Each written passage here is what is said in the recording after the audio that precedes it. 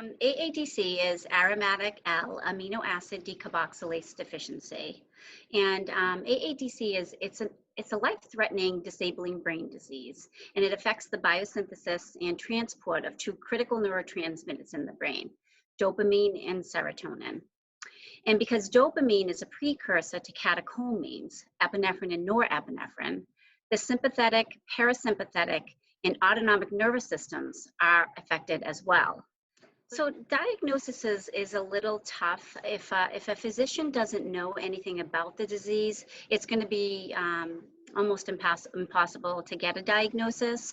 I believe that a child or many children begin symptoms in early infancy, and as they start to progress and grow and reach their milestones, they're going to go back and forth to probably their pediatrician. So oftentimes their pediatrician will then maybe recommend for them to see a specialist, a neurologist. And the neurologist, if the neurologist has no idea of what this disease is, they're basically going to do, I call it $1 million workup. And that's kind of what we went through in the beginning stages of my daughter when she was born.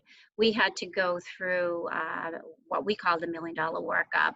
And that meant that the child had multiple tests.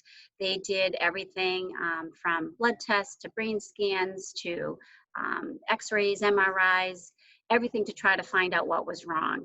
And honestly, I could tell you a story about how we wound up getting our diagnosis. So in the beginning, when my daughter was first born, she was born what we thought was an absolute normal birth. So we came home from the hospital, everything seemed fine. And the next day, I actually wound up getting sick. So we went back to the hospital to have myself checked out. And while I was at the hospital, I was really nervous because it was wintertime. We were in the emergency room, and I was afraid that my daughter was going to get sick. So I asked my husband to take a walk with her, and he did. And he went up to the mother-infant unit where he ran into another nurse that actually took care of us the night before. And so she saw him and she was like, "What are you doing here?" And he said, "Oh, I'm here because of my wife." And she said, "Oh, you look like such a proud dad." And he agreed, and he kissed her on the forehead, and he said, "You know, every time I kiss her, she feels cold." So the nurse said, "Would you like me to take her temperature?" And he said, "Yeah." So the nurse wound up taking her temperature, and her temperature was so low that Jillian most likely would have passed away that night. And so that story is something that I tell all the time, because back then, that was the beginning of our journey. And Jillian had temperature instability. And unfortunately, that's part of that autonomic nervous system playing into not allowing her temperature to regulate.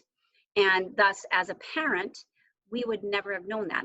I've always thought of a fever as a young mom. I didn't know to check for a low temperature. So that was a saving grace in the beginning for Jillian's life.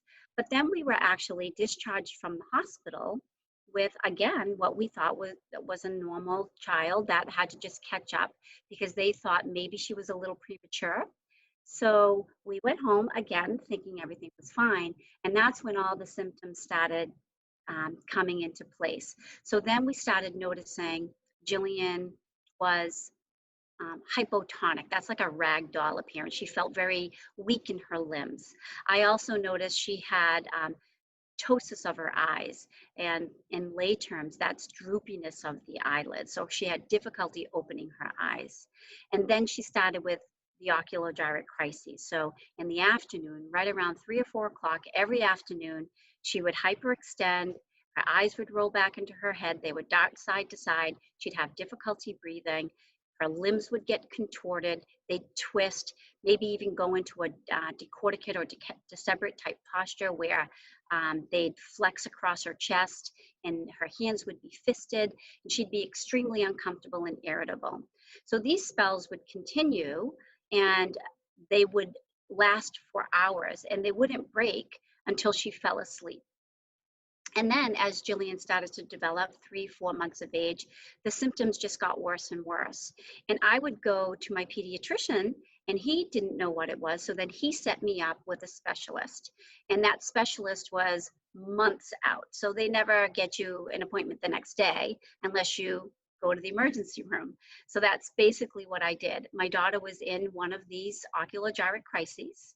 And I decided, I called my husband, and I said I was going to call Children's Hospital. And so I called Children's Hospital to speak with a nurse in the emergency room. And I explained the symptoms.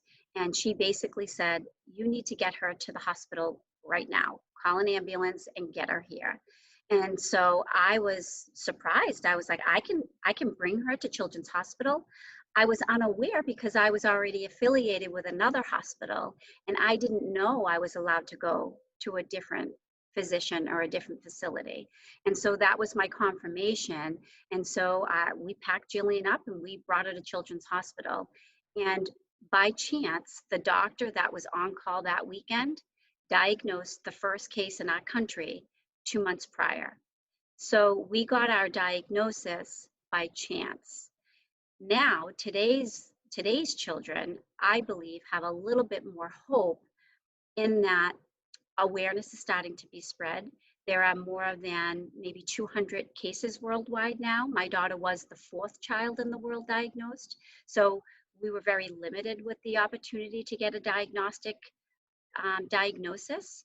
And now they can actually do a blood test. So if a physician is aware of what to test for, they could do a blood test, and the blood test might be able to be done to recognize the metabolites in the actual blood to determine the disease.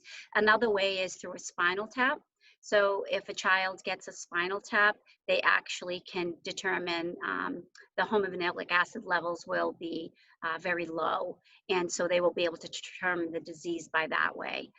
And another way that they could actually do this is through genetic testing. So if you actually have a child in the womb and you are aware, or you already have a child that's affected, you can have genetic testing done to determine whether or not your next child might have this disease. Which my daughter is now 24 years old. We didn't have the opportunities that are coming out today. So now children are being hopeful that they can get gene therapy, and gene therapy is so promising. It's showing so much hope with these children. These kids are going from not able to walk, not able to sit, crawl, talk, to literally sitting, crawling, walking, and talking after gene therapy. And it is promising, and I am so excited for all the children that actually have this opportunity for them today versus what we had 20 years ago.